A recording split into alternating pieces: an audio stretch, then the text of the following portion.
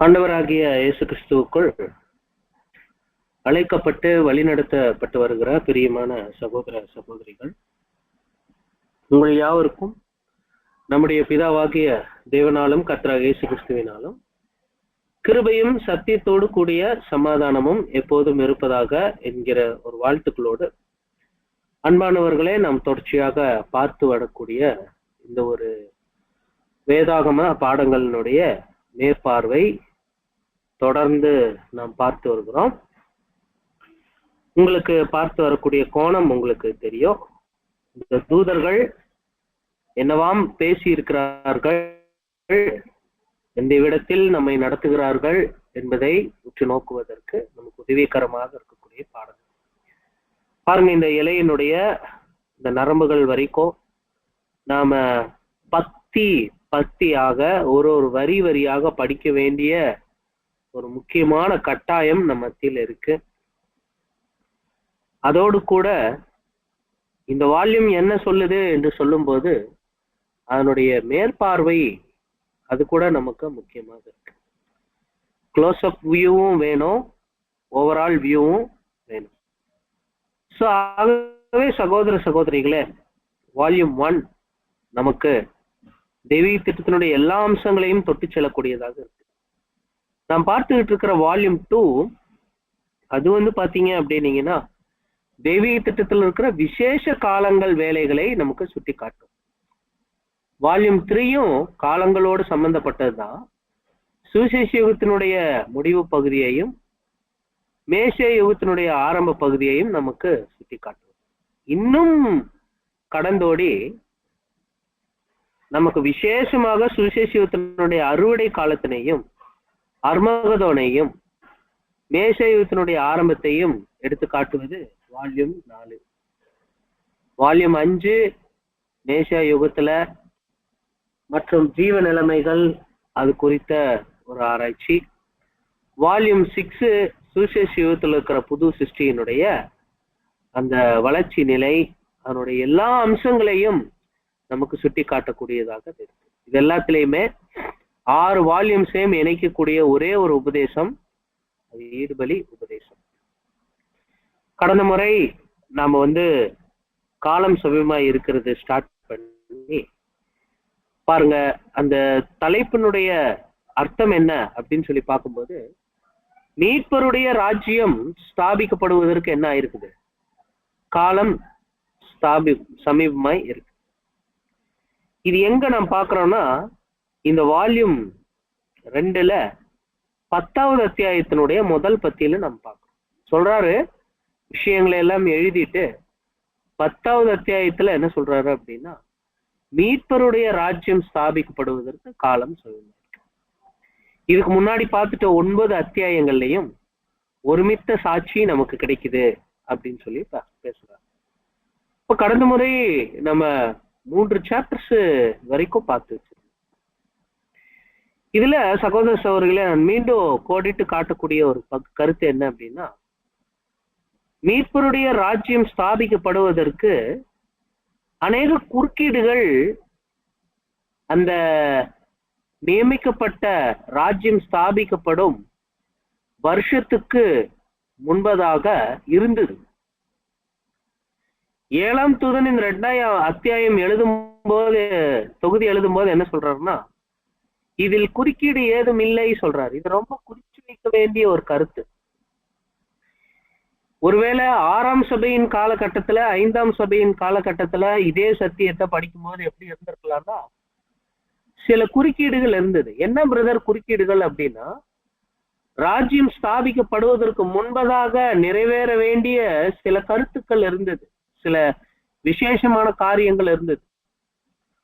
அந்த காரியங்கள் என்னாச்சு அப்படின்னு சொல்லி பார்க்கும்போது அது இப்போ நிறைவேறிடுச்சு. 9 அத்தியாயங்கள்ல என்ன நிரூபிக்கிறார்னா, இப்போ குறுக்கீடா இருந்தது இல்லை, இதெல்லாம் குறுக்கீடா இருந்தது, ஆனா குறுக்கீடுகள் இனி இல்லை. ரொம்ப குறிப்பா சொல்லணும்னா, தேவனுடைய ராஜ்யம் ஸ்தாபிக்கணும்னா கிறிஸ்து இயேசுவின் முதலாம் வருகை இங்க நடக்கணும். முதலாம் பிரசன்னம் நடக்கணும். அப்புறம் இன்னும் ஒரு சில இது நடக்க வேண்டியது இருந்தது. அப்ப நடக்க வேண்டியது எல்லாம் 9 அத்தியாயங்கள் நமக்கு எடுத்து காட்டுறது. எல்லாமே நடந்து முடிந்ததாகவும் நமக்கு நிரூபிக்கிறார். திரும்ப 10வது அத்தியாயத்துல பேசும்போது பாருங்க, குறுக்கீடா கிறிஸ்தியேசுவின் ராஜ்யம் ஸ்தாபிக்கப்படுவதற்கு குறுக்கீடா இருந்தது எல்லாமே நிறைவேறி முடிஞ்சு. இனி குறுக்கீடு எதுவுமே இல்லை. அப்ப மீதி 9 அத்தியாயங்கள் நம்ம என்ன பார்ப்போம்னா அந்த குறுக்கீடுகளை பார்ப்போம். முதல்ல என்ன சொல்லிட்டாங்க அப்படின்னா, உலக மத மாற்றம் ஒரு குறுக்கீடுன்னு சொன்னாங்க. அது தேவனுடைய திட்டமே கிடையாதுங்கிற உலக மத மாற்றம். உலகமெல்லாம் மதம் மாறினதுக்கு அப்புறம் ராஜ்யம் ஸ்டார்ட் ஆகும்னு அநேக பெரும்பான்மையான கிறிஸ்தவர்கள் யோசிக்கிறாங்க. ஆனா அப்படி ஒரு விஷயம் தெய்வீக திட்டத்திலே இல்லைன்னு முதல் சாப்டர்லயே எக்ஸ்பிளைன் பண்றாரு. 2வது தொகுதியிலையும் சொல்றாங்க. மற்றொரு விஷயம், அத்தியாயம் 1ல பாத்தீங்கன்னா தெய்வீக ஏற்பாட்டினுடைய விசேஷ காலங்கள், வேலைகள். இந்த அத்தியாயத்துல சில முக்கியமான கருத்துக்கள் நம்ம கிட்ட பேசுறாங்க. நாம் அது கடந்த முறை பார்த்தோம். மெயினா சொல்லும் போது தேவனுடைய தெய்வீக திட்டத்தில் இருக்கிற இந்த 2வது வால்யம் படிக்கும் போது நமக்கு இருக்கிற நம்மிடத்தில் காணப்பட வேண்டிய சில முக்கியமான கருத்துக்கள் எல்லாம் பேசினார். விசுவாசமா இருக்கணும். முதல் வால்யம் படிச்சவங்க 2nd வால்யம் படிக்கலாம். எப்படி ஒரு குழந்தைக்கு ஒரு கணக்கு போடணும்னா அதுக்கு முதல்ல எண்கள் சொல்லி கொடுக்கப்படணுமோ, அது மாதிரி நம்மளும் வேதாகம கால கணக்குல எண்களாக இருக்கக்கூடிய சில தீர்க்க தரிசனத்தை உதவும் திறவுகோள்களை நாம் பெற்றுக்கொள்ளணும் அப்படின்னு அறிவுரை கூறுறார். அந்த வகையில தான் நமக்கு 3வது அத்தியாயமே இருந்துச்சு. முதல் அத்தியாயத்துல நம்ம கவனிக்கும் போது இந்த விஷயங்களை எல்லாம் நமக்கு சொல்லிட்டு 2வது அத்தியாயத்துல தெய்வீக திட்டத்துல இருக்கக்கூடிய அந்த கால கணக்குகளை நம்மளால கண்டுபிடிக்க முடியும்னு பேசுறார். 50 வசனங்களின் சங்கிலி தொடர் போன்ற தொடர்புல 536 வரைக்கும் கூட்டிட்டு வர்றாரு. 536ல ஒரு வரலாற்று பதிவோடு இந்த காலங்களை நிரூபிச்சு காண்பிக்கிறாரு. நமக்கு கிட்டத்தட்ட 6000 வருடங்களுக்கு மேல போயிட்டு இருக்கு அப்படிங்கறத நிரூபிக்கிறார் 2வது அத்தியாயத்துல. 3வது அத்தியாயத்துல இயேசு கிறிஸ்துவின் முதல் வருகையில் நிறைவேறின கால தீர்க்க தரிசனம் சொல்லிட்டு கிறிஸ்து இயேசுவின் முதல் வருகை குறித்து துல்லியமாக பேசக்கூடிய ஒரு சரியான ஒரு தீர்க்க தரிசனம் எது அப்படின்னா தானியேல் 9வது அதிகாரத்துல வர்ற தீர்க்க தரிசனம், 70 வார தீர்க்க தரிசனம். நம்ம எல்லாருக்கும் தெரியாது. அதுல அந்த 70 வாரம் அப்படிங்கிற போது கிட்டத்தட்ட 490 நாள். அந்த 490 நாள்னா 490 நாள்னு பல வேதாகம அறிஞர்கள் தலையை குழப்பி இருக்கிறாங்க. ஆனா ஒரு பெரிய ரகசியம் அங்கதான் இருந்தது. இந்த ரகசியம் என்னன்னா, தீர்க்க தரிசனத்துல ஒரு நாள் தேவனுடைய தெய்வீக திட்டத்துல அது தீர்க்க தரிசன வருடம் அப்படிங்கிற ஒரு பெரிய சத்தியம் மறைஞ்சிருக்கிறத இந்த 3வது அத்தியாயத்துல சொல்றாரு. இந்த அத்தியாயம் சகோதர சகோதரிகளே, இந்த காலக்கணக்குகளுக்கெல்லாம் தாய்ன்னு சொல்லலாம்.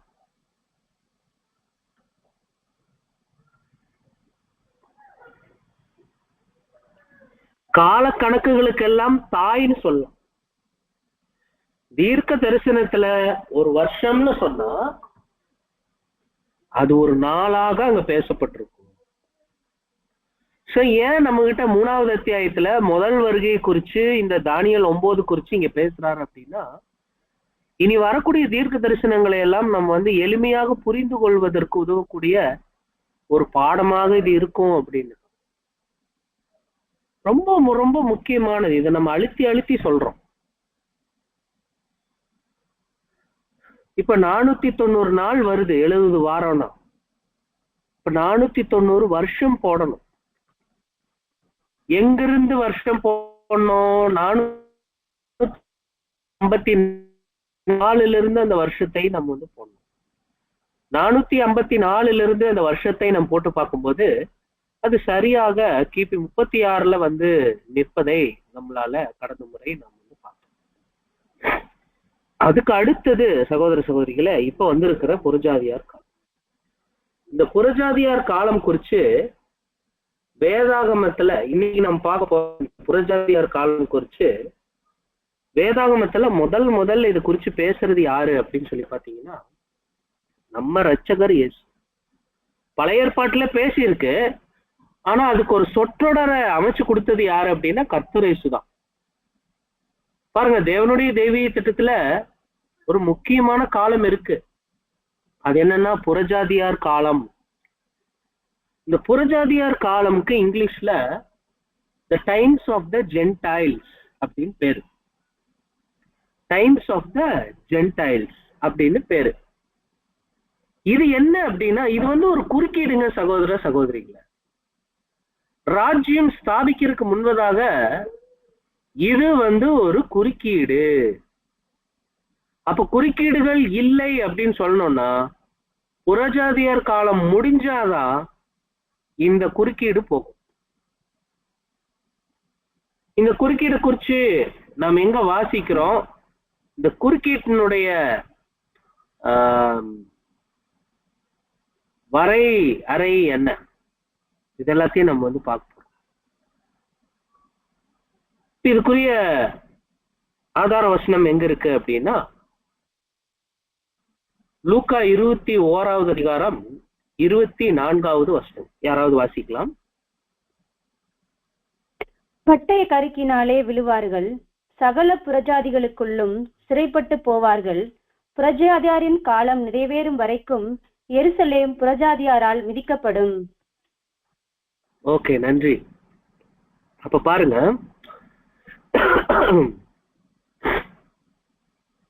புறஜாதியாரின் காலம் நிறைவேறும் வரைக்கும் எருசலேம் புறஜாதியாரால் மிதிக்கப்படும். எருசலேம் புறஜாதியாரால் மிதிக்கப்படுவது நிற்கும் போது ராஜ்யம் சமீபமா இருக்கும், ராஜ்யம் ஸ்தாபனமா இருக்குங்கிற காரியத்தை இந்த வசனத்துக்குள்ள மறைச்சு பேசுறாங்க. அது வரைக்கும் நீங்க பட்டய கற்களை விழணும், அது வரைக்கும் நீங்க சிறைப்பட்டு போவீங்க. ஆனா புறஜாதியார் காலம் நிறைவேறிடுச்சுன்னா நீங்க மிதிக்கப்பட வேண்டிய அவசியம் இல்லை, நீங்க விடுதலை ஆயிருவீங்க, ராஜ்யம் ஸ்தாபனம் ஆயிரும். இதுதான் கருத்து. அப்ப நம்ம ஒரு ஃபியூ மினிட்ஸ் டைம் கொடுக்குறோம். இந்த புறஜாதியார் காலத்தை யாராவது வரையறையாக சொல்ல முடியுமா? ஒரு வரியில இதுதான் புறஜாதியார் காலம் அப்படின்னு கொஞ்சம் யோசிச்சு பாருங்க. வாட் இஸ் புறஜாதியார் காலம்? புறஜாதியார் காலம் என்றால் என்ன?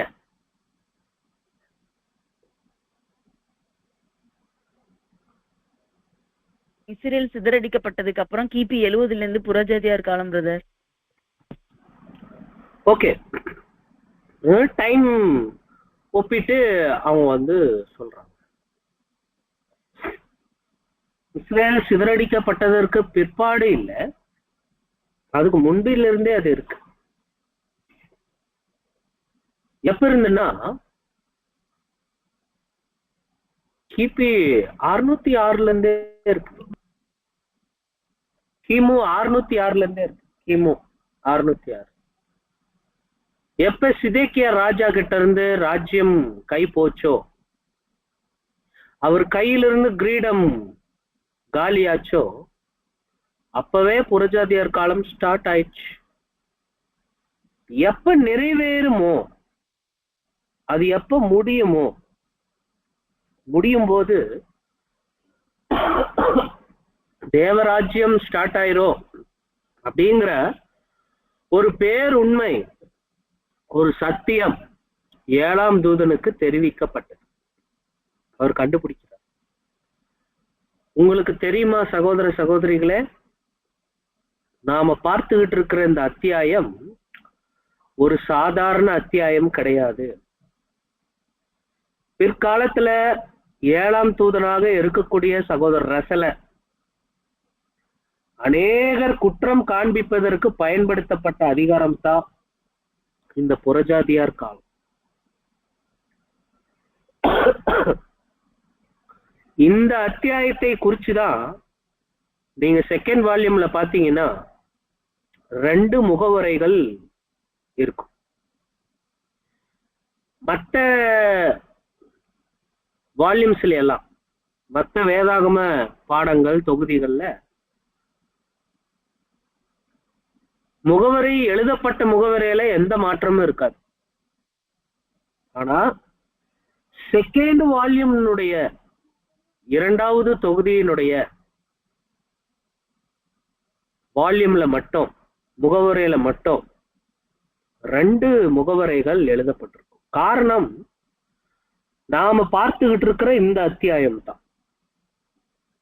ஏன் பிரதர், என்ன ஆச்சு உங்களுக்கு தெரியும், பட் ஞாபகப்படுத்துவோம். இனிமேல் புறஜாதியார் காலம்னா என்ன அப்படின்னு கேட்டா வால்யூம்ஸ்னுடைய பதில நாம் சொல்லலாம். வால்யூம்ஸ்னுடைய பதில் என்ன பாருங்க. வால்யூம்ஸ்னுடைய பதில் என்னன்னா, தேவனுடைய நிழலான ராஜ்யத்திற்கும் தேவனுடைய நிஜமான ராஜ்யத்திற்கும் இடைப்பட்ட காலத்திற்கு தான் புறஜாதியார் காலம் என்று பெயர். ரொம்ப எளிமையா இருக்கு. தேவனுடைய நிழலான ராஜ்யத்திற்கும் தேவனுடைய நிஜமான ராஜ்யத்திற்கும் இடைப்பட்ட காலப்பகுதிக்கு பேர் தான் புறஜாதியார் காலம். தேவனுடைய நிழலான ராஜ்யம் எது? ஓகே, தேவனுடைய நிஜமான ராஜ்யம் எது அப்படின்னா அது கர்த்தர் இயேசுவின் 2ஆம் வருகைக்கு பின்பதாக துவங்கப்பட்ட ஒரு ஆட்சி தெரியுது.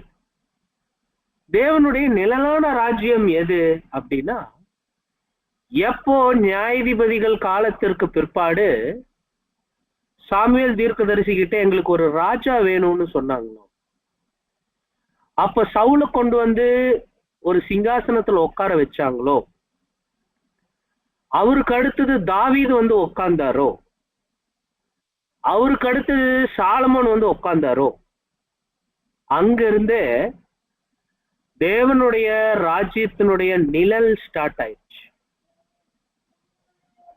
அந்த நிழலான ராஜ்யம் எப்ப முடிஞ்சது அப்படின்னா, சிதேக்கியா ராஜாவினுடைய சிங்காசனத்துக்கு முடிவு வந்த போது முடிவுச்சு.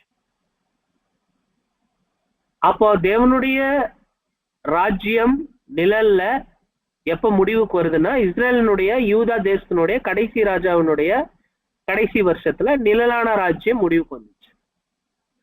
நிஜமான ராஜ்யம் எப்படி ஸ்டார்ட் ஆச்சு? 1874 ஸ்டார்ட் ஆச்சு. ராஜாதி ராஜா உரிமைக்காரரானவர் திரும்பி வந்ததுக்கு அப்புறம் நிஜமான ராஜ்யம் ஸ்டார்ட் ஆச்சு. அப்ப 606 இருந்து 1914 வரைக்கும் என்ன நடக்குது அப்படின்னு சொல்லி பாத்தீங்க அப்படின்னீங்கன்னா, ஒரு புறஜாதியார் காலம் வந்து போகுது. இது நம்ம எப்படின்னு நம்ம புரிஞ்சுக்க போறோம். இந்த காலத்தை குறிச்சு லேவியர் ஆகமத்துல ஆல்ரெடி பேசியிருக்கிறார் தேவன். சரி, இப்ப நம்ம என்ன பண்ணலாம்னா, நிழலான ராஜ்யம் குறிச்சு, இந்த புறஜாதியார் காலம் குறிச்சு வால்யூம்ஸ்ல இருக்கிற பகுதிகளை நம்ம வந்து வாசிக்கலாம். இப்ப பாருங்க, உங்களுக்கு நாங்க வால்யூம்ஸ்ல இருக்கிற அந்த ஸ்கிரீன்ல இருக்கிற பகுதியை நாம் வந்து போட்டிருக்கோம். நீங்க அதை கொஞ்சம் படிக்கலாம். தேவனுடைய ராஜ்யத்திற்கு முன்னடையாளமாக இருந்த இஸ்ரவேல் ராஜ்யம் நீக்கப்பட்டது முதல் தேவனுடைய உண்மையான ராஜ்யம் துவங்கும் காலம் வரைக்கும் உள்ள இடைப்பட்ட உலக சரித்திர பகுதியைத்தான் நம்முடைய கர்த்தராகிய இயேசு கிறிஸ்து புறஜாதியாரின் காலம் என்று அழைக்கிறார்.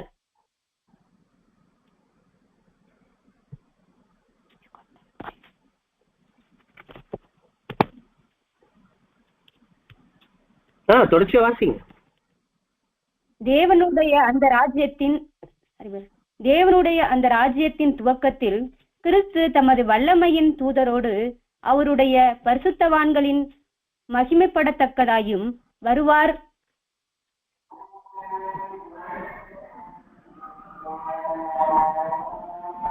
ரெண்டு தெசலோனிக்கேயர் 1:9 அதை கூட நீங்க வாசிக்கலாம்.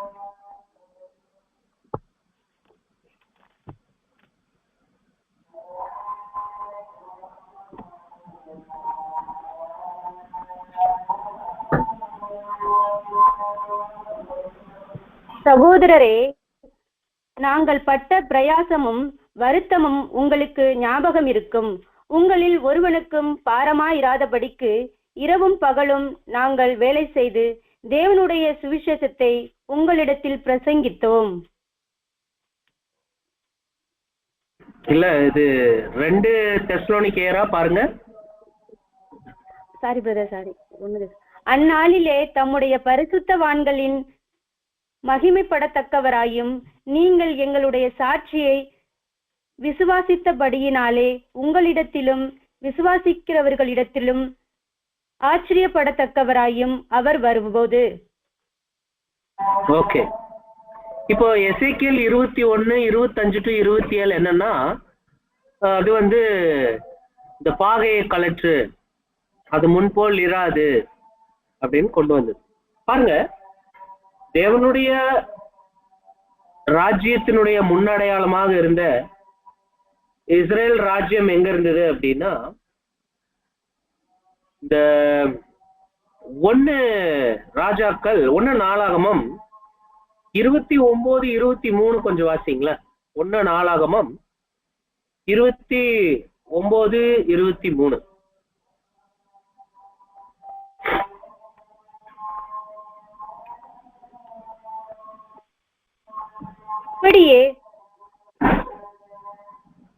அப்படியே சாலமோன் தன் தகப்பனாகிய தாவீதின் ஸ்தானத்தில் கர்த்தருடைய சிங்காசனத்தில் ராஜாவாய் வீற்றிருந்த பாக்கியசாலியாய் இருந்தான்.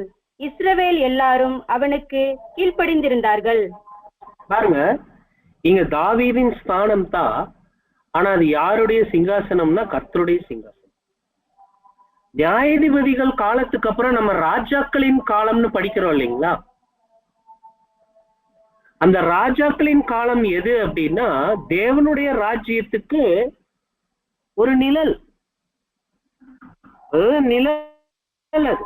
பாருங்க, தேவனுடைய ராஜ்யத்திற்கு முன்னடையாளமாக இருந்த இஸ்ரேல் ராஜ்யம். இந்த ராஜாக்கள் காலத்தை பத்தி தான் பேசுறார். அது நீக்கப்பட்டதிலிருந்து தேவனுடைய உண்மையான ராஜ்யம் துவங்கும் இல்லையா, அதுக்கும் இடைப்பட்ட காலத்தை தான், அந்த உலக சரித்திர பகுதியைத்தான் நம்மளுடைய இரட்சகர் லூக்கா 21 என்னன்னு சொல்றாருன்னா, புறஜாதியார் காலம்னு சொல்றாரு. அந்த புறஜாதியார் காலம் முடிஞ்சிருச்சுன்னா, அந்த குறுக்கீடு முடிஞ்சிருச்சுன்னா, தேவனுடைய அந்த ராஜ்யம், அந்த அதாவது வந்து வரக்கூடிய ராஜ்யம், நிஜமான ராஜ்யம் ஸ்டார்ட் ஆகும்போது தேவன் வல்லமையான தூதர் மூலமா, பரிசுத்தவான்கள் மூலமாக மகிமைப்படத்தக்கவராய் வருவாய். அநேக பரிசுத்தவான்கள் என்ன பண்ணுவாங்கன்னா, கர்த்தரேஜுவின் ராஜ்யத்தை குறித்து பேசுவாங்க அப்படி சொல்றாங்க. அப்போ ஒரு ஏ காலம் இருக்கு, ஒரு பி காலம் இருக்கு. ரெண்டுக்கும் இடைப்பட்ட ஒரு காலம் தான் என்னன்னா புறஜாதியார் காலம். அந்த இடைப்பட்ட உலக சரித்திர பகுதி, அந்த இடைப்பட்ட சரித்திர பகுதி எதுக்கு அப்படின்னா, நிறைய வேலை அந்த புறஜாதியார் காலத்துல தேவன் பண்ணணும். ஒண்ணு, உலகத்தில் இருக்கிற ராஜாக்கள் யாருமே நாளைக்கு வாய் திறந்து பேசியிருக்கூடாது. அசீரியர்களோ, பாபிலோனியர்களோ, எகிப்தியர்களோ அல்லது கிரேக்க சாம்ராஜ்யமோ நாளைக்கு வாய் திறந்து பேசியிருக்கூடாது. எனக்கு ஒரு வாய்ப்பு கொடுத்திருந்தீங்கன்னா கூட நான் பொற்காலத்தை பூமியில கொண்டு வந்திருப்பேன் அப்படின்னு ஒரு வாயும் பேசக்கூடாது. அதனால தேவன் என்ன திட்டம் பண்ணார்னா, இஸ்ரேல் தேசத்தாருக்கு ராஜாவாகும் வாய்ப்பை கொடுத்தார். இஸ்ரேல் தேசத்துல ராஜாவாகக்கூடிய வாய்ப்பு கொடுத்தார். நல்லா ஆட்சி பண்ணாங்களா? இல்லையே, ஒரு ஊழல் ஆட்சி தானே அவங்க பண்ணாங்க. ஒரு மலிவான ஆட்சி தான் பண்ணாங்க. இஸ்ரேலர் அல்லாத ஒரு ஜாதிகளாக இருக்கக்கூடிய புறஜாதிகளுக்கு, அதர் நேஷன்ஸ், அவங்களுக்கு உலக சாம்ராஜ்ய வாய்ப்பு கொடுத்தாரு. அவங்க நல்லா பண்ணாங்களா? அவங்களும் நல்லா பண்ணல. ஓகே, கணக்கு செட்டில்டு. இந்த உலகத்துல யாருக்கும் தேவன் மாதிரியான ஒரு பொற்கால ஆட்சி கொண்டு வர முடியாது அப்படிங்கறதுக்கு நிரூபணம் ஆயிடுச்சு.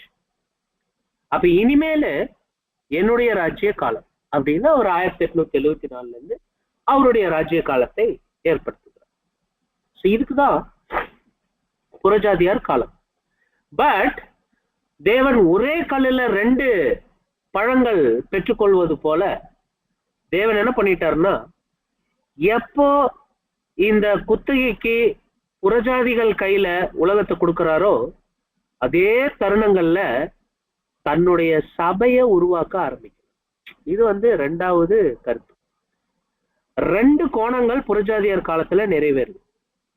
ஒண்ணு, புறஜாதியாருக்கு ஒரு ஆட்சியை கொடுத்து நீங்க நல்லாட்சி பண்ணுவீங்களா இல்லையா, இந்த கேள்விக்குரிய பதில அவங்களே சொல்லிடுவாங்க, எங்களால முடியலன்னு. 2வது, அந்த இடைப்பட்ட காலத்துல சபையை உருவாக்கணும், பரிசுத்த ஸ்தல வகுப்பாரை உருவாக்கணும். இதுவும் நிறைவேறும். பாருங்க, தேவன் இந்த புறஜாதியார் காலத்திலேயே டைம் வேஸ்ட் பண்ணல. அப்படியே குத்தை கூட்டுட்டு கொஞ்ச நேரம் நம்ம ரெஸ்ட் எடுக்கலாம் அப்படியெல்லாம் இல்ல. தேவன் அந்த புறஜாதியார் காலத்துல நம்மளை ரெடி பண்ணிட்டு இருக்கிறார். இப்போ இதை குறிச்சு கூட நீங்க வாசிக்கலாம். இப்போ உங்களுக்கு அதே வால்யூம்ஸ்ல இருக்கிற பகுதி பக்கம் 68 இருக்குது, நீங்க வாசிக்கலாம். இந்த இடைப்பட்ட காலப்பகுதியில் உலகமானது புறஜாதியாரின் ராஜாக்களால் ஆளப்பட வேண்டியதாய் இருக்கிறது. மாம்சீக மற்றும் ஆவிக்குரிய இஸ்ரேலர்கள் எல்லாரும் புறஜாதியாரின் காலம் முடியும் வரை அவர்களது அதிகாரத்தின் கீழ் இருக்க வேண்டியவர்களாக இருக்கிறார்கள். தேவன் அந்த புறஜாதியாரின் அரசாங்கத்தை அங்கீகரியாமலோ அல்லது கட்டளையிடாமலோ இருந்தாலும் கூட அவர் அவர்களது ஆளுகையை அனுமதிக்கிறார். மற்றொரு விதமாக சொல்வோமே ஆனால், தேவன் வேகமாக முடிவுகளுக்காக அவர்களுடைய ஆளுகையை ஒரு குறிப்பிட்ட காலத்திற்கு அனுமதித்தார். பாருங்க, அது என்ன சொல்றாருன்னா, தேவன் ரொம்ப பிளான் பண்ணி இந்த காலத்தை அனுமதிச்சிருக்கிறார். தன்னுடைய குமாரன் வரவும், சுவிசேஷம் உலகம் ஃபுல்லா பரவவும், அதே சமயத்துல ஒரே கல்லுல 2 பழங்கள் பெறுவது போல புறஜாதி ராஜ்யங்கள் ஐயோ எங்களால நல்லாட்சி செய்ய முடியலன்னு அவங்களே ஒற்றுக்கொள்ளவும், அதே சமயம் ஆவிக்குரிய இஸ்ரேலரை உருவாக்குவதற்குரிய ஒரு காலமாக தேவன் எடுத்துக்கிட்டாரு.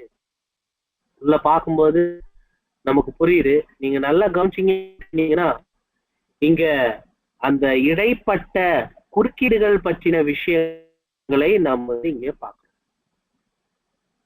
சோ இந்த புறஜாதியார் காலத்தினுடைய கணக்கு என்ன அப்படின்னு சொல்லி பாத்தீங்கன்னா, தெரியும், லேவி ராகமத்துல தேவன் முன்னதாகவே சொல்லி இருக்கிறாரு, நீங்க என் வாயின் வார்த்தைகளை உள்ளபடி கேட்டு அதன்படி இருந்தீங்க அப்படின்னீங்கன்னா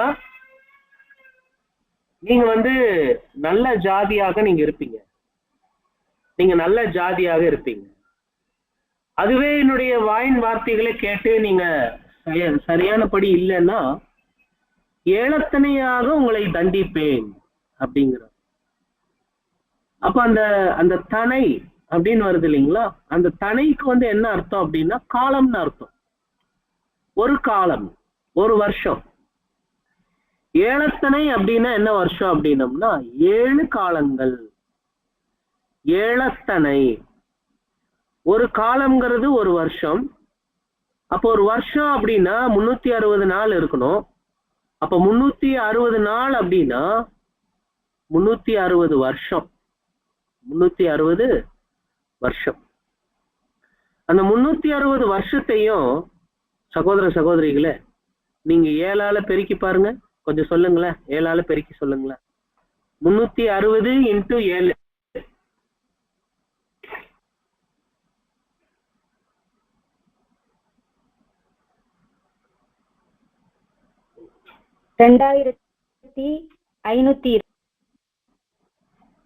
ரெண்டாயிரத்தி 2520. ஓகே. அப்ப 606ல நிழலான இஸ்ரேல் ராஜ்யம் வந்து ஸ்டாப் ஆகும். ஏலத்தனையாய் தண்டிப்பேன்னு சொன்னது மாதிரி அங்கிருந்து 2520 போடணும். அப்ப நீங்க 2520ல 606 கழிச்சு பாருங்க.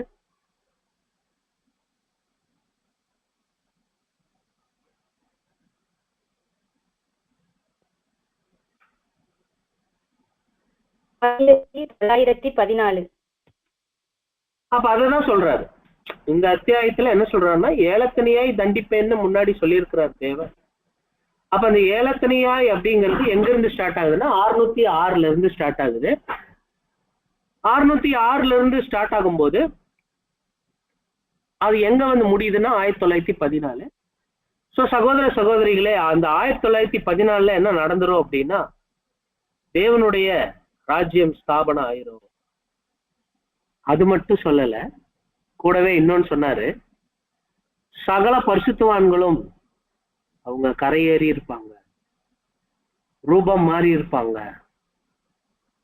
ஓட்டத்தை முடிச்சிருப்பாங்க. 1914ல உலகமெல்லாம் அர்மகதோன் யுத்தம் இருக்கும், அதுக்கப்புறம் ராஜ்யம் ஸ்டார்ட் ஆகும்னு சொன்னாரு.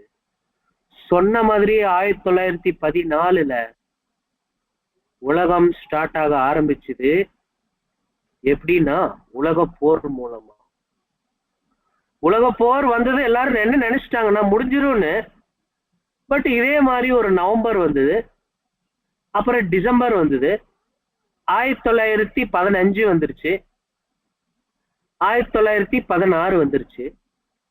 ரொம்ப குறிப்பா 1915 வந்தபோது அந்த 1914க்கு முன்னாடி நிறைய பேர் வால்யூம 2வது வால்யூம்ல இருக்கிற 4வது அத்தியாயத்தை காட்டி காட்டி தான் நிறைய பேர்கிட்ட கொடுத்திருந்தாங்க வால்யூம்ஸ்.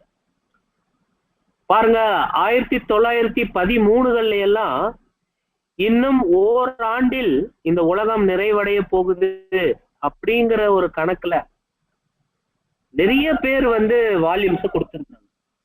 ரொம்ப குறிப்பா நீங்க கவனிச்சீங்கன்னா, கோல் போர்ட்டர்ஸ்னு ஒரு பிரிவினர் இருந்தாங்க எக்லீஷியால. இப்ப நம்மளுடைய எக்லீஷியால எல்டர்ஸ் இருக்கிறாங்க, டீகன்ஸ் இருக்கிறாங்க, சர்ச் மெம்பர்ஸ் இருக்கிறோம், இந்த மாதிரி எல்லாம் இருக்கிறோம். சில பயண ஊழியர்கள் இருப்பாங்க, பில்கிரிம்ஸ் அப்படின்ட்டு. இவங்க என்ன பண்ணுவாங்கன்னா, ஒரு ஒரு ஊர்களாக கடந்து சென்று சப்ஜெக்ட் பேசிட்டு வருவாங்க, தேவனுடைய செய்தி வழங்கிட்டு வருவாங்க. சில பேர் என்ன பண்ணுவாங்கன்னா, எனக்கு எந்த தாளந்துமே இல்லை, எனக்கு வந்து யார்கிட்டயாவது போய் இந்த வால்யூம்ஸை குறைவான விலைக்கு கொடுத்துட்டு வர முடியும், நோட்டீஸ் மாதிரி விநியோகம் செய்ய முடியும் அப்படின்னு சொல்லிட்டு நிறைய கோல் போர்ட்டர்ஸ் என்ன பண்ணியிருந்தாங்கன்னா, வந்து பிரதர் கிட்ட இந்த 6 வால்யூம்ஸையும், உதாரணத்துக்கு சொல்றோம், இப்ப 6 வால்யூம்ஸ் 400 ரூபாய்னா இவங்களுக்கு ஒரு 100 ரூபாய்க்கே கிடைச்சிரும். அவங்களும் போய் 500 ரூபாய்க்கெல்லாம் விற்க மாட்டாங்க, அதே குறைவான விலைக்கு பல பேர்கிட்ட. ரொம்ப குறிப்பா இந்த 2வது தொகுதியில பார்த்துக்கிட்டு இருக்கிற இந்த 4வது அத்தியாயத்தை 2014ங்கிற வருடத்தை கணக்கில் காட்டி நிறைய பேர்கிட்ட கொடுத்துட்டு வந்திருந்தாங்க. கொஞ்ச நாள் கழிச்சு என்ன ஆயிடுச்சுன்னா, அவுட்டேட்டட் ஆயிருச்சு அப்படின்னு சொல்லிட்டு, அதாவது 1914 அக்டோபர்ல உலகம் ஒரு புது உலகமாக மாறிடும், காலம் சமீபமாயிருச்சு அப்படின்னு கொடுத்துட்டு இருந்தவங்க நிறைய பேரு, சாரி பிரதர், எங்களால இனிமேல் வால்யூம்ஸை கொடுக்க முடியாது அப்படின்னு நினைச்சு சொல்லி சில கோல் போர்ட்டர்ஸ் பின்மாற்றமே அடைஞ்சிட்டாங்க. பின்மாற்றம் அடைஞ்சவங்க மட்டும் இல்ல, 1914க்கு அப்புறம் உலக யுத்தம் நடந்தது, ஆனா பல பேரு இது ஒரு தவறான கணக்கீடு அப்படின்னு சொல்லிட்டு நிறைய பேரு இந்த புஸ்தகத்தை கொடுத்துட்டே போயிட்டாங்க. சில பேர் எக்லிஷியா விட்டும் போயிட்டாங்க. ஆனாலும் சில பேர் கூடவே இருந்தாங்க பிரதர் கூட. பிற்பாடு அவரே எழுதினாரு, புறஜாதியார் காலம் 1914 முடிஞ்சதுங்கிறது தவிர அதுல எந்த தவறுமே கிடையாது. ஆனா சபை வாய்ப்பு தான் அங்க முடிஞ்சது அப்படிங்கிறது மட்டும்தான் ஒரு தவறாக நான் பாக்குறேன் அப்படின்னு அவர் சொன்னார். சோ புறஜாதியார் காலம்னா என்னன்னு நம்ம பார்த்துட்டோம்.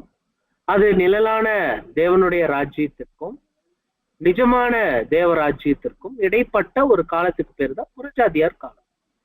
இது பேசுறது யாருன்னா ரட்சகர் இயேசு. அது காலம் என்ன என்ன கணக்கீடு அப்படின்னா, எப்ப நிழலான ராஜ்யம் முடிஞ்சிச்சோ அங்கிருந்து ஏலத்தனையான தண்டனை காலத்தை நம்ம கணக்கு போடணும். ஏலத்தனையான தண்டனை காரணம்னா ஒரு தனை, ஒரு தவணை, ஒரு காலம், அது ஒரு வருடத்தை குறிக்குது. ஒரு வருடத்துல 360. அப்ப 7 × 360 2520. 7 × 360 2520. அப்ப அந்த 606 இருந்து நிழல் முடிஞ்சதுல இருந்து அந்த இடைப்பட்ட காலத்தை அங்கிருந்து 2520 வருஷத்தை போடும்போது 1914 வந்து முடியுது. அந்த 1914 நாம முடிக்கும் போது சகோதர சகோதரிகளே, அங்க நமக்கு ராஜ்யம் சொல்லர்த்தமாகவே அது ஆரம்பமாகுது அப்படின்னு சொல்லி பார்க்கணும். நம்ம நினைப்போம் 1874லயே அது துவங்கிருச்சே அப்படின்னு சொல்லும் போது, அவர் வந்துட்டார் 1874ல. பட் அவர் ஒரு 40 வருஷங்கள் ஆயத்த வருடங்களாக எடுத்துக்கொண்டார். எப்படி 40 நாட்கள் வேதாகமத்துல ஒரு முக்கிய அம்சத்தை பெறுகிறதோ அடையாள அர்த்தம். 40 நாள் வேவு பார்த்தாங்க, 40 வருஷம் அவங்க வனாந்தரத்துல சுற்றி திரிய வேண்டியதாக இருந்தது. அதே போல சகோதர சகோதரிகளே, 40 நாள் அவர் வனாந்தரத்துல புசியாமல் குடியாம இருந்தார். அதே மாதிரி தான் உயிர் தெழுந்ததற்கு பிற்பாடு 40 நாட்கள் தன்னை நிரூபிச்சு காண்பிச்சார். அதே மாதிரி 1874 இருந்து ஒரு 40 வருடங்கள் setting up of the kingdom, ராஜ்யத்தை ஆயத்தப்படுத்தும் நாட்கள் என்று இவர் அறிவிக்கிறார்.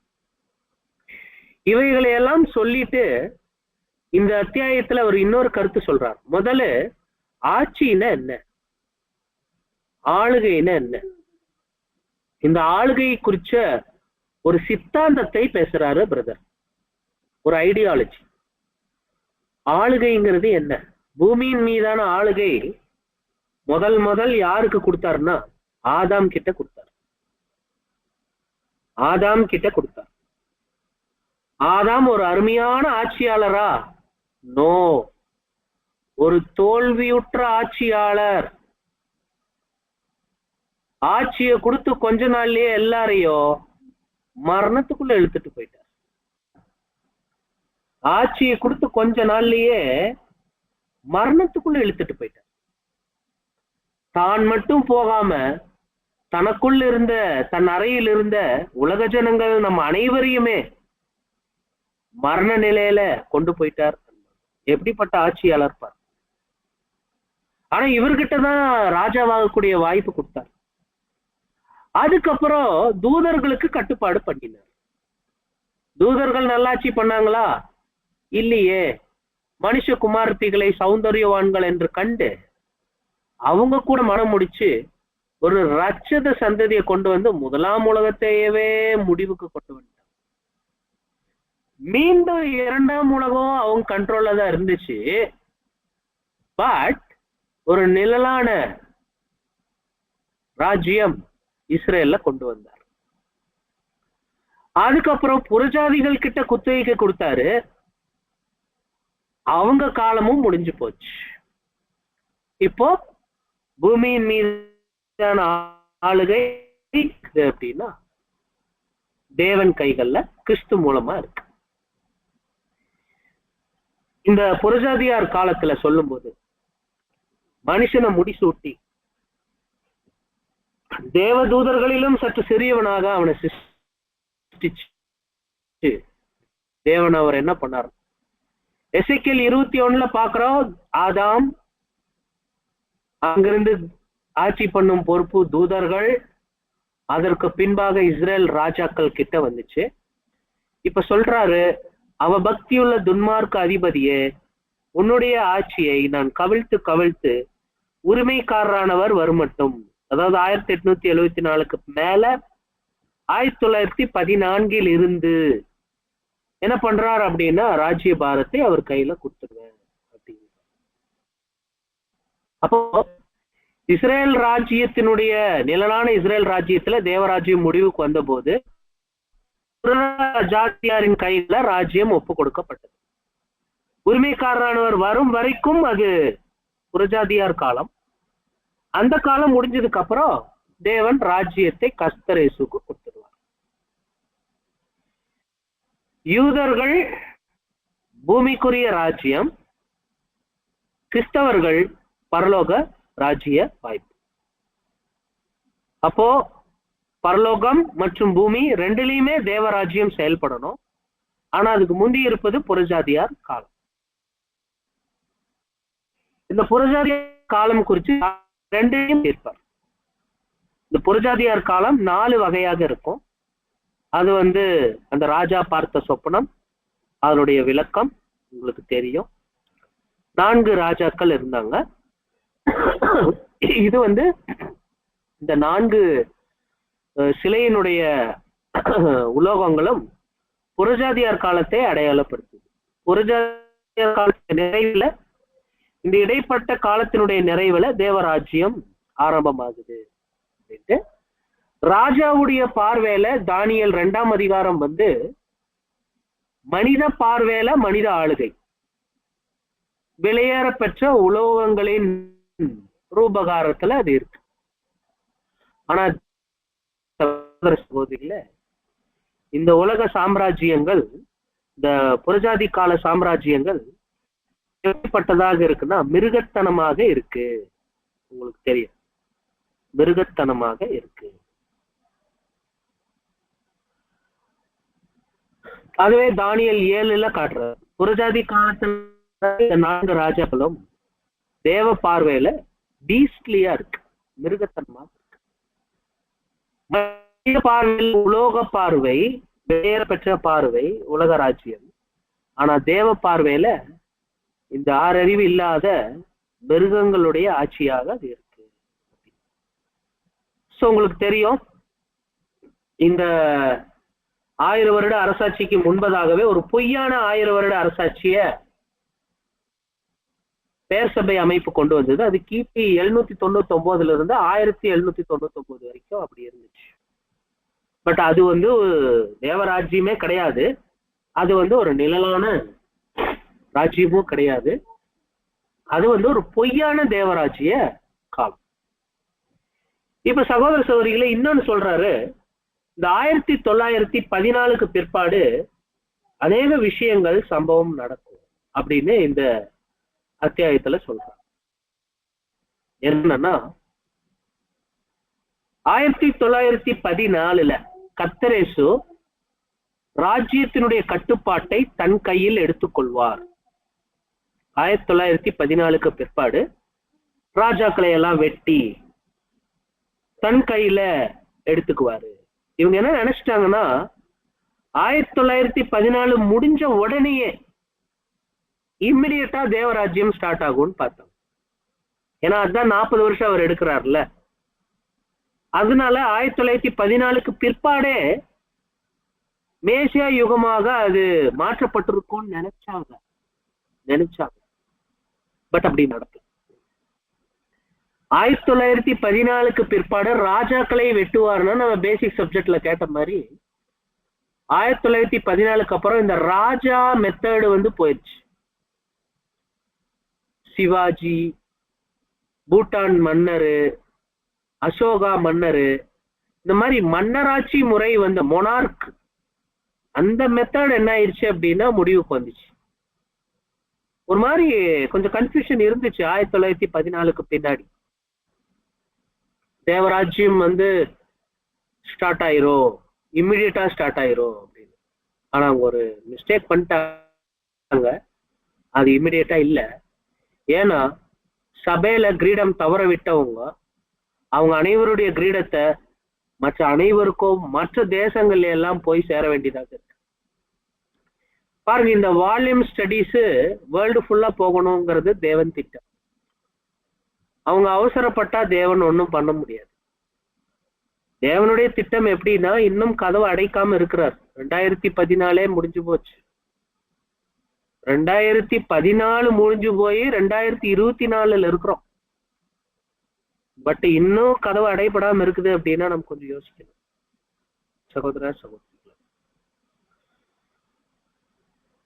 முறையாக ராஜ்யத்தை எடுத்ததுல இருந்து 110 வருஷம் ஆச்சு. அந்த நிலைமையில இருக்கிறோம் நம்ம. சரி, அடுத்தது பாருங்க, கர்த்தர் இயேசு பிரத்யட்சமா இங்க இருக்கிறாரு. 1914 அப்புறம் ரொம்ப மும்முரமா அவருடைய செய்கைகளை பார்க்கலாம் அப்படின்னு எழுதுறாரு வால்யூம்ஸ்ல. கர்த்தர் இயேசு அவருடைய செயல்பாடுகளை மும்முரமாய் கவனிக்க முடியும். Jesus manifestedly present. ஜீசஸ் இங்க இருப்பார் 1914 பிற்பாடு சொல்றார். அடுத்தது, சபையினுடைய நிறைவு அப்போது இருக்கும். அதுக்கு மேல யாருனாலையும் சபையில இருக்க முடியாது, சபை இங்க இருக்காது சொன்னார். இதுதான் அவருடைய மிஸ்டேக். இந்த புஸ்தகத்தின் ஆக்கியோன் அல்லது எழுது கருவி அவருடைய மிஸ்டேக் என்னன்னா இந்த பாயிண்ட் தான். இப்போ உங்க முன்னாடி இருக்குதே ஸ்லைடு, இந்த பாயிண்ட் தான். இந்த பாயிண்ட் தான் நிறைய பேருக்கு என்ன ஆச்சு அப்படின்னா, சபையின் நிறைவு இந்த பாயிண்டை எடுத்து காட்டி நிறைய பேர் என்னன்னு சொன்னாங்கன்னா, 1914 பிற்பாடு சபை நிறைவு சொன்னீங்க, இப்ப நீங்களே இருக்கிறீங்களே, தேவன் உங்களை கை விட்டுட்டாரா? எப்படி இருக்கும் யோசிச்சு பாரு. இந்த கேள்வி அவர்கிட்ட கேட்கும்போது ஆக்கியோனுக்கு எப்படி இருக்கும் கொஞ்சம் யோசிச்சு பாரு. சபை நிறைவு. அடுத்தது, ஆதரவு அல்லது கிருபையானது இஸ்ரேலுக்கு திரும்ப கிடைக்கும் இல்லையே. 1914 அப்படி நடக்கலையே. 1948 மே 14 பிற்பாடுதான் அவங்களுக்கு ராஜ்ய வாய்ப்பே கிடைச்சது. 1914 அப்படி இல்லை. அப்போ 1914 மேல பிரதர் கூட இருந்தவங்களுக்கெல்லாம் சும்மா அக்னி பற்றி எரிஞ்சிருக்கும். எங்க அதனாலதான் இந்த அத்தியாயத்தை நம்ம கொஞ்சம் கிளியரா போறோம் அன்பானவர்களே. கொஞ்சம் கொஞ்சம் நிதானமா போறோம். இதெல்லாம் அவரு இந்த அத்தியாயத்துல பட்டியல் போடக்கூடிய விஷயங்கள். 1914 ராஜ்யம் கையில கிடைச்சிரும், கர்த்தர் இயேசு பிரத்யட்சமா இருப்பார், சபை நிறைவு நடைபெறும், தேவனுடைய ஆதரவு அல்லது கிருபையானது இஸ்ரேலுக்கு அருமையா இருக்கும். எப்படி சவுல், தாவீது, சாலமோன் இருந்த போது நிழலான ஆட்சியில் எப்படி இருந்ததோ நிஜமாவே அப்படி இருக்கும். முற்பிதாக்கள் எல்லாம் உயிரோட எழும்பிடுவாங்க 1914 அப்புறம் சொன்னார். அடுத்தது பாருங்க, இஸ்ரேலினுடைய கடின மனது, கர்த்தர் இயேசுவை இன்னும் அவங்க ஏற்றுக்கொள்ளாம இருக்காங்க இல்லையா, அது 1914 நிறைவேறும்னு நினைச்சாங்க.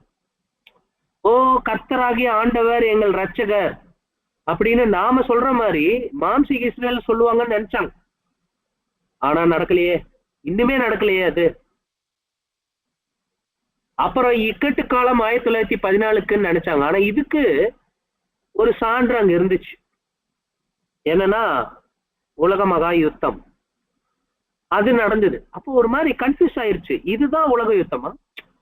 இப்ப இஸ்ரேலுக்கும் அமாசுக்கும் நடக்கிற போரை பார்த்து நம்ம எல்லாரும் என்ன நினைக்கிறோம், இதுதான் கடைசி யுத்தமா? எப்பவுமே நம்ம அப்படி நினைக்கிறோம் இல்லையா? அதே மாதிரி 1914 நடந்த உலக யுத்தத்தை அநேக பேர் அப்படிதான் நினைச்சாங்க. இது இக்கட்டு காலமா நினைச்சாங்க. அதுக்கப்புறம் ராஜ்யம் பூமியில் இருப்பதாக காணப்படும். ஓ, தேவராஜ்யம் இங்க இருக்குது அப்படின்னு எல்லாரும் உணர்வாங்க. இதுதான் அவர் சொன்ன கன்க்ளூஷன். கன்க்ளூஷன். அப்ப அவர்கிட்ட வந்துட்டு கேட்டாங்க, பிரதர் நீங்களே சபை இல்லையா, இனிமேல் நாங்க இந்த வால்யூம்ஸ அநேகருக்கு போய் கொடுக்க முடியாது, ஏன்னா இந்த வால்யூம்ஸ் எக்ஸ்பீரி ஆயிருச்சு. 1914 முடியும்னு சொல்லி இருக்கிறீங்க, 1915 வந்துருச்சு, இன்னும் முடியலையே, இனி போய் நாங்க இந்த வால்யூம் எப்படி நாங்க கொடுக்கறது அப்படிங்கிற போதுதான் அவர் இன்னொரு முகவரி இன்னொரு முகவரையில என்ன எழுதினார் அப்படின்னு சொல்லி பாத்தீங்க அப்படின்னா, நீங்க முகவரையை எடுத்துக்கோங்க.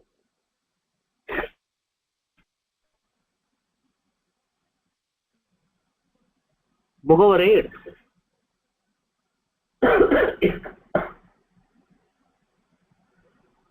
எடுத்துட்டீங்களா சிஸ்டர்?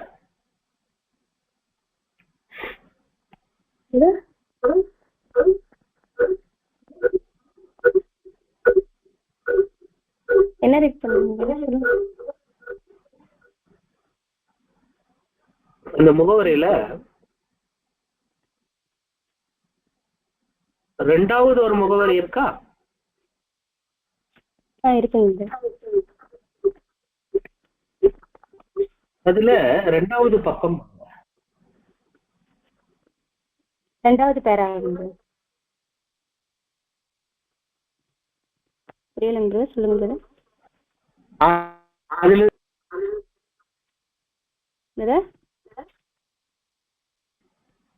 ரெண்டாவது பக்கத்துல இருந்து வாசிங்க. ஒவ்வொரு தேசத்திலும் இருக்காது அந்த பேராங்க. ஆமாங்க சிஸ்டர். ஒவ்வொரு தேசத்திலும் வேதத்தை படிப்பதில், அதாவது தேவனுடைய வார்த்தையின் செய்தியை வேத மாணாக்கருக்கு உதவியாய் அநேக தலைப்பின் கீழும் பிரிவுகளின் கீழும் ஒப்பிட்டு ஆராய்வதில் தேவனுடைய ஜனத்துக்கு இந்த புத்தகம் மிகவும் பேரு உதவியாய் இருக்கிறதாக நிரூபிக்கப்பட்டிருக்கிறது என்று தொடர்ந்து தங்களுக்கு வந்து சேருகிற அத்தாட்சியில் களிகூற இப்புத்தகத்தின் ஆசிரியருக்கும் வெளியீட்டாளருக்கும் உன்னதமான காரணமாய் இருக்கிறது.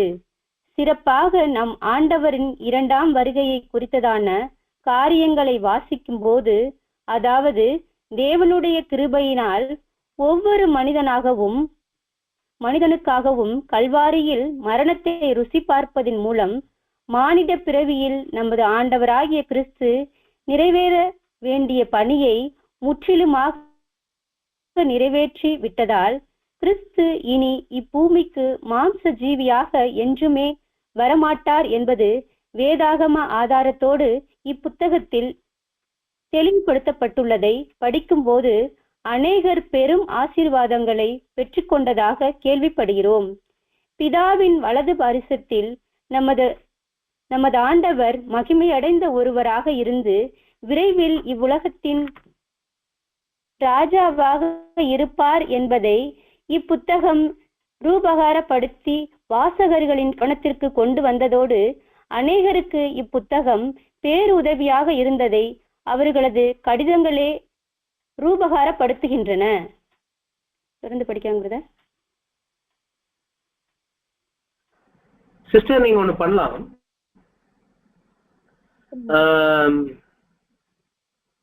எசேக்கியேல் 21:27 வருது பாருங்க, ஒரு பேராகிராஃப்.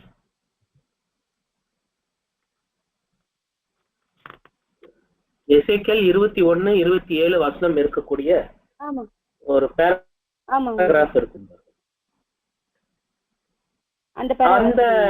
அந்த இது கொஞ்சம் ஆமாங்க. 40 ஆண்டுகள் அதனங்க 40 ஆண்டுகளுக்கு மேலாக இப்புத்தகத்தின் ஆசிரியர் போதித்து வந்ததும் காலக்கிரம அட்டவணையின்படி கிபி 1944 ஆண்டில் முடிவுற்றதுமான புரஜாதியாரின் காலத்தை குறித்து இப்புத்தகம் தெளிவாக எடுத்துரைக்கிறது. புரஜாதியாரின் காலம் என்ற சொற்றொடர் வேதாம உபயோகத்தில் மாம்ச இஸ்ரேலிடமிருந்து அடையாளமான ராஜ்யம் நீக்கப்பட்டு போனதை தொடர்ந்து தேவனுடைய ராஜ்யம் உரிமைக்காரராகிய எசேக்கியேல் 21:27 மெசியாவின் கையின் கீழ் ஸ்தாபிக்கப்படும் முன்னும், அதாவது இந்த இரண்டு நிகழ்ச்சிகளுக்கு இடையே உள்ள பிளவை இடைக்குறைவை பகுதியை நிரப்பியும் ஆண்டு கொள்ள புறஜாதி தேசங்களை அனுமதிக்கப்பட்ட கால பகுதிகளை அல்லது வருடங்களை குறிக்கிறது.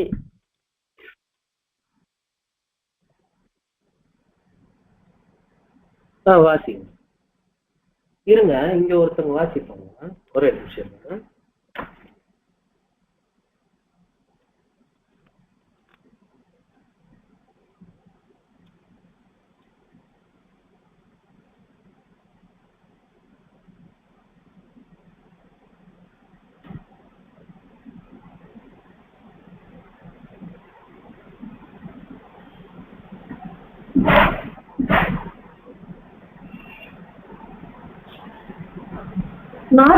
ஆண்டுகளுக்கு மேலாக இப்புத்தகத்தின் ஆசிரியர் போதித்து வந்ததும் காலக்கிரம அட்டவணையின்படி கிபி 1914 ஆண்டில் முடிவுற்றதுமான புறஜாதியாரின் காலத்தை குறித்து இப்புத்தகம் தெளிவாக எடுத்துரைக்கிறது. புறஜாதியாரின் காலம் என்ற சொற்றொடர் வேதாகம உபயோகத்தில் மாம்ச இஸ்ரேலரிடமிருந்து அடையாளமான ராஜ்யம் நீக்கப்பட்டு போனதை தொடர்ந்து தேவனுடைய ராஜ்யம் உரிமைக்காரராகிய மேசியாவின் கையின் கீழ் ஸ்தாபிக்கப்படும் முன்னும், அதாவது இந்த இரண்டு நிகழ்ச்சிகளுக்கு இடையேயுள்ள பிளவை, அதாவது இடைக்குறை பகுதியை நிரப்பியும் ஆண்டு கொள்ள, அதாவது புறஜாதி தேசங்களை அனுமதிக்கப்பட்ட கால பகுதிகளை அல்லது வருடங்களை குறிக்கிறது.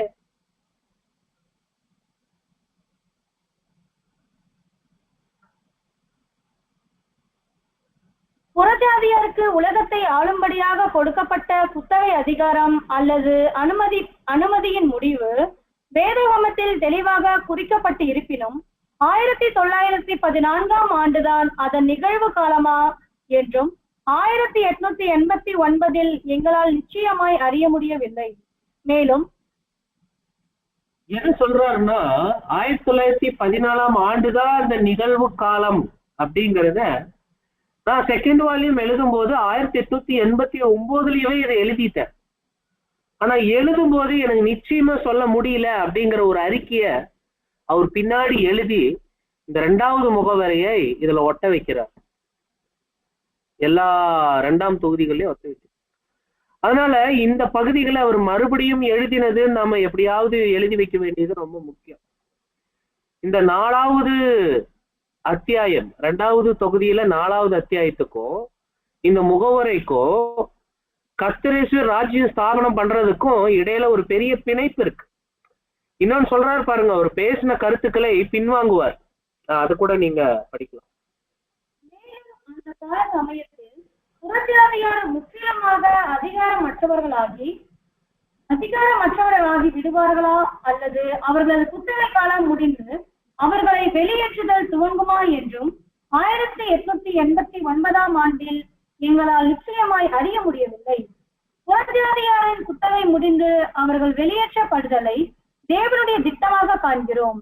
எவ்வித காலதாமதமும் இன்றி 1914 ஆண்டின் ஆகஸ்ட் மாதத்தில் வேதாகமத்தில் உரைக்கப்பட்டுள்ள தீர்க்க தரிசனத்தின்படி இன்றைய மாபெரும் போராட்டங்கள் ஆரம்பித்து அப்போராட்டங்களின் உச்சக்கட்டத்தில் மானிட அரசுகள் யாவும் தூக்கி எறியப்பட்டு தேவனுடைய நேச குமாரனின் ராஜ்யம் முழுவதுமாக ஸ்தாபிக்கப்பட வழி திறந்தது.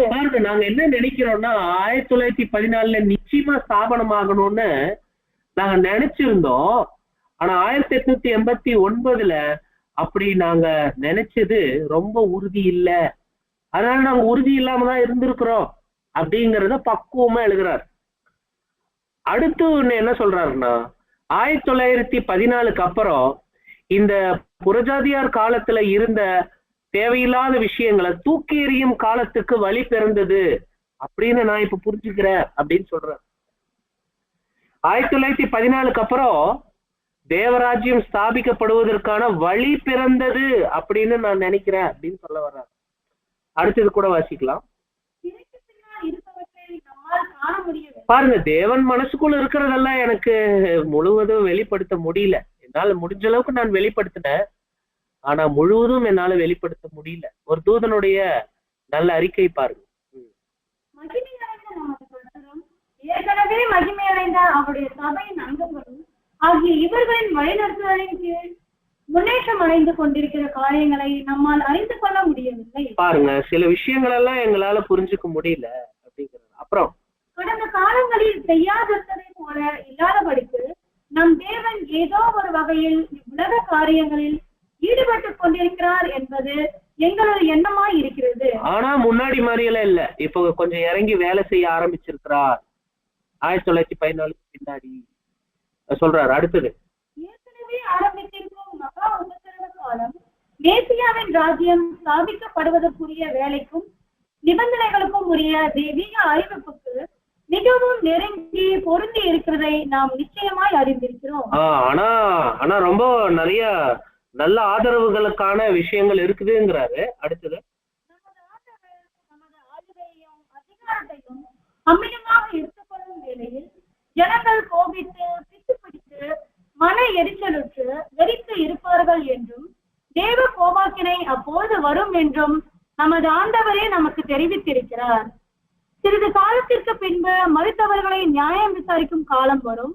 ஆண்டவரின் சிறிய மற்றும் பெரிய ஊழியக்காரருக்கு பலனளித்து இறுதியாக பூமியின்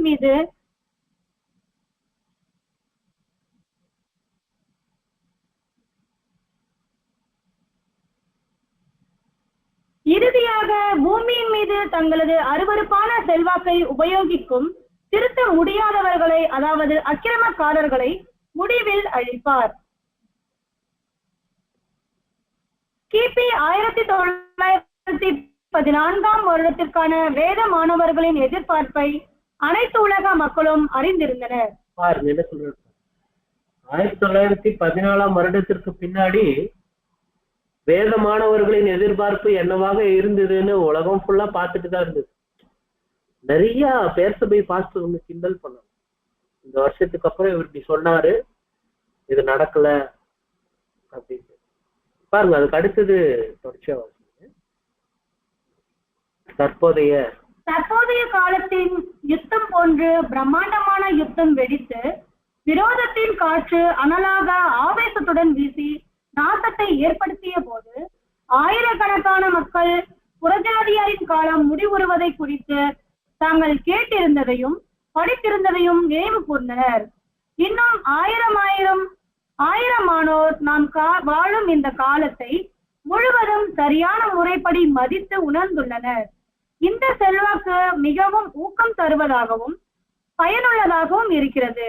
நாம் கர்த்தருடைய நாளில் இருக்கிறோம் என்பதும் மற்றும் வெகு விரைவாக அவருடைய எல்லா பரிசுத்தவான்களும் உயிர்த்தெழுதலின் மறுரூபத்தால் அவரோட கூட சேர்க்கப்படுவார்கள் என்றும் அறிந்துணர்தல் வேத மாணவர்களை ஊக்கமளித்து துணிவூட்டி அவர்களை உலகத்தின் காரியங்களில் இருந்தும் பயம் மற்றும் உலக ஆர்வ மேல்நோக்கு ஆசைகளில் இருந்தும் பிரித்தெடுத்து ஆண்டவரை நேசிக்கிற மக்களுக்காக அவர் வைத்திருக்கும் ஜீவ கிரீடத்தின் மேல் அவர்கள் கண்கள் பொருந்தி இருக்கும்படி செய்கிறது.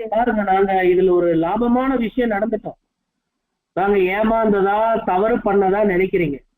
பட் எங்களுடைய தவறு என்ன, ஆனா அதுல இருந்து பெற்றுக்கொண்ட நன்மை என்னன்னா 1914 முடியுதுன்னு ஒரு லக்க வச்சு நாங்க ஓடும்போது நாங்க இன்னும் பரிசுத்தம் அடைஞ்சோம்.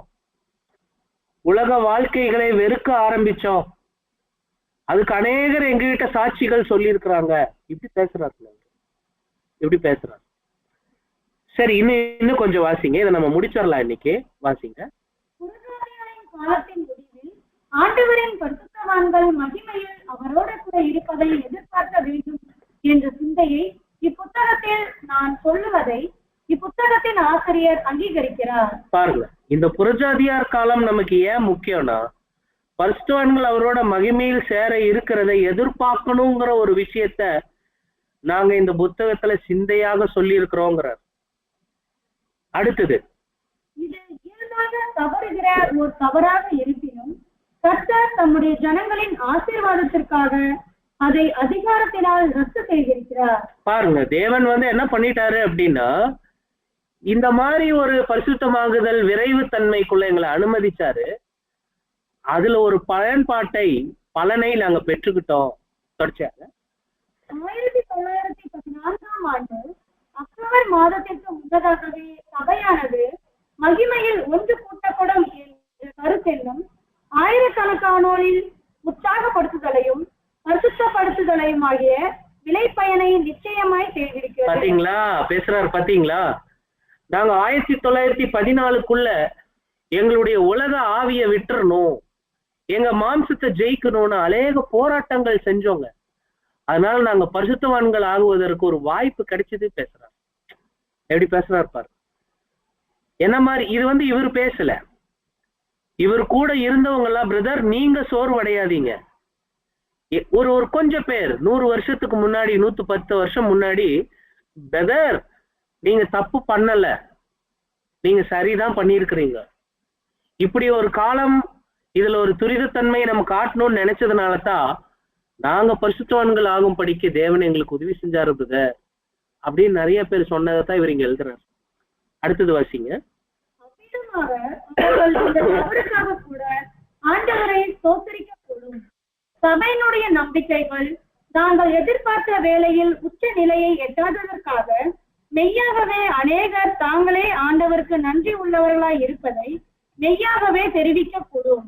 மேலும் ஆண்டவரின் ஜனம் என்கிற முறையில் தாங்கள் பரிசுத்தத்தை பூரணப்படுத்துகிற வாய்ப்புகளை உடையவர்களாய் இருப்பதற்காகவும் நமது ஆண்டவரோடு கூட அவருடைய ஜனத்துக்கு அவருடைய செய்திகளை மேலும் எடுத்துக் கொடுப்பதில் பங்கு கொள்கிறவர்களாகவும் இருக்க, மேலும் வாய்ப்புகள் உடையவர்களாய் இருப்பதற்காகவும் அநேகர் தேவனுக்கு ஸ்தோத்திரம் செலுத்தக்கூடும். சொல்றாரு, நாங்க இங்க எங்க கூட இருக்கிற ஒரு சிலர் தேங்க்யூ சொன்னாங்க தேவனுக்கு. சரிங்க தேவனே, 1914 நீங்க கதவு பூட்டல, பரவாயில்ல எங்களுக்கு சந்தோஷம் அப்படின்னு நிறைய பேர் சொல்றாங்க. இதே மாதிரி வேர்ல்டு ஃபுல்லா நிறைய பேர் கூட சொல்றதுக்கு வாய்ப்பு இருக்கு சொல்றாங்க.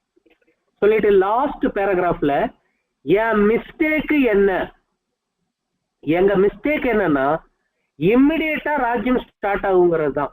ஆனா மிஸ்டேக் எது இல்லைன்னா புறஜாதியார் காலம் 1914 முடியும் அப்படின்னு சொன்னது மிஸ்டேக்கே கிடையாது. 1914 தான் புறஜாதியார் காலம் முடிஞ்சுது, அதுல எந்த தவறுமே கிடையாது. நாங்க பண்ண ஒரே மிஸ்டேக்கு அன்னைக்கே சபை நிறைவு ஆயிரும் நினைச்சோம் இல்லைங்களா, அதுதான் எங்க மிஸ்டேக் அப்படின்னு லாஸ்ட் பேராகிராஃப்ல ரத்தின சுருக்கமா பேசி 1914 அக்டோபர்ல அந்த முகவரையை முடிச்சுட்டு அதே மாசம் 31ஆம் தேதி தன்னுடைய ஓட்டத்தையும் நிறைவு செய்யறார். இப்ப last paragraph very very important paragraph, நாம் வாசிக்க கேட்கலாம். தவறு புறஜாதியாரின் காலம் முடிவடைந்தது பற்றியது அல்ல. பாத்தீங்களா என்ன சொல்றாரு பாருங்க. 1914 புறஜாதியார் காலம் முடிவடைஞ்சதுங்கிறதுல மிஸ்டேக்கே இல்ல, அது கரெக்ட். 606 இருந்து 7 × 360 போட்டா 2520 ஏழத்தனையா தேவன் அவங்களை தண்டிச்சு வச்சிருந்தாரு. 1914க்கு மேல அங்க நல்ல விஷயங்கள் நடக்க ஆரம்பிச்சது. இஸ்ரேல் விடுதலையாக போகுது, ராஜாக்கள் எல்லாம் வெட்டப்பட்டுட்டாங்க. ஆனா சபையில கதவு இன்னும் மூடப்படல, நீங்க ஓடுங்க நானும் ஓடுறேன் அப்படின்னு பேச ஆரம்பிச்சார். மீண்டும் அந்த பேராகிராஃபினுடைய முதல் வரியிலிருந்து வாசிக்கலாம். புறஜாதியாரின் காலம் முடிவடைந்தது பற்றியது அல்ல என்பது தெளிவு. நாங்கள் எடுத்த தவறான முடிவு கர்த்தருடைய வார்த்தையால் அதிகாரப்படுத்தப்படவில்லை. நாங்க நினைச்சோம் சபை நிறைவுன்னு, அது தேவன் அதிகாரப்படுத்தலீங்க. தேவன் அதை அங்கீகரிக்கல. எவ்வளவு வெளிப்படையா எழுதுறாங்க பாரு. என்ன பண்றது, தேவனுடைய கருவிகளாக இருக்கிறவங்க தவறு செஞ்சா வெளிப்படையா மன்னிப்பு கேட்கறது ரொம்ப ரொம்ப கரெக்ட். அப்படியே எழுதுறார்.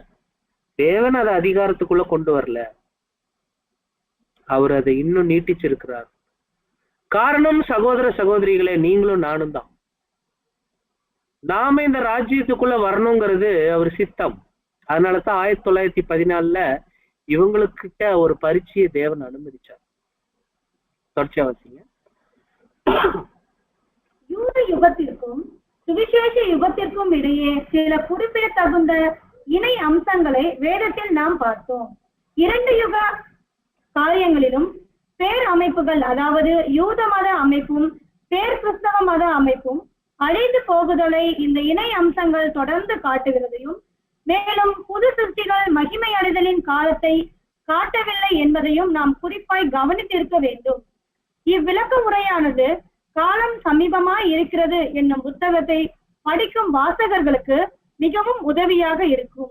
எங்களில் அநேகருக்கு கடந்த காலங்களில் கிடைத்த மகத்துவமான ஆசீர்வாதங்கள் இப்புத்தகத்தின் வழியாக இன்னும் ஆயிரக்கணக்கானோருக்கு தொடரும் என்பதில் எவ்வித ஐயப்பாடும் எங்களுக்கு இல்லை. அவ்விதமே புத்தகத்தின் ஆசிரியரோட ஜெபமும் ஏறெடுக்கப்படுகிறது. சகோதர சகோதரிகளே, இந்த இணையான யுகங்கள் குறித்து அடுத்து வருகிற அத்தியாயங்கள்ல நம்ம பார்ப்போம். சோ புறஜாதியார் காலங்கிறது 2வது வால்யூம்ல ரொம்ப ரொம்ப முக்கியமான சாப்டர். முதல்ல அந்த கணக்கு நம்ம பார்க்கணும், 1914 வரைக்கும் எப்படி வருதுங்கிறது. அப்புறம் ஆளுகையில் இருக்கக்கூடிய தெய்வீக திட்டம் குறித்து நாம் பார்க்கணும். அதுக்கப்புறம் சகோதர சகோதரிகள் அந்த 7 முடிவுகள் பத்தி நம்ம பார்க்கணும். சோ அதுக்கப்புறம் சகோதர சகோதரிகளே, நம்ம இந்த முகவரி குறித்த ஞாபகத்துல இருக்கணும். காலம் பொய்த்தாலும் காரணம் பொய்க்கவில்லை அப்படிங்கிற மாதிரி ஒரே ஒரு பிழை மட்டும் அங்க இருந்துச்சு. ஆனா அதுல ஒரு பெரிய அறுவடை சோ சகோதர சகோதரிகளே, இந்த லேவியராகமம் 26வது அதிகாரத்துல 18, 21, 24, 28ல இந்த ஏலத்தனையான வார்த்தை இந்த 7 × 360 தான் நமக்கு 1914 சோ பைபிள் ஸ்டூடெண்ட்னுடைய கான்ட்ரோவர்சிலேயே வேத மாணவர்களுடைய உச்சகட்ட கன்ஃபியூஷன்லயே பெரிய கன்ஃபியூஷன் என்னன்னா 1914 தான். சோ அந்த காலகட்டம் குறிச்சு அதுல இருக்கிற விஷயங்கள், அதுல அவங்களுக்கு என்னென்ன மிஸ்டேக்கு ப்ராப்ளம் இருந்தது, அது எப்படி அவங்க எடுத்துக்கிட்டாங்க. அநேகர் இவங்களை தூஷிச்சாங்க, பட் அநேகர் என்ன பண்ணிட்டாங்கன்னா அதை நல்ல காரியமாக 110 வருஷம் முன்னாடி அவர் கூட சப்போர்ட்ல இருந்த பிரதர் சிஸ்டர்ஸா நாம இதை பார்க்கிறோம். நீங்க யார் பக்கம் கொஞ்சம் யோசிச்சு பாருங்க. அடுத்தது நம்மளுடைய கர்த்தரேசுவின் 2ஆம் வருகையினுடைய விதமும் பிரசனம். சாரி, ஒரு 10 நிமிஷம் இன்னைக்கு நம்ம எக்ஸ்ட்ரா எடுத்துட்டோம் அந்த முகவரை பார்த்ததுனால. பட் அது ரொம்ப ரொம்ப முக்கியமான விஷயம். இதுக்கு அடுத்தது நம்ம 5th சாப்டருக்குள்ள போவோம். அது வரைக்கும் தேவன் தாமே நம்முடனே கூட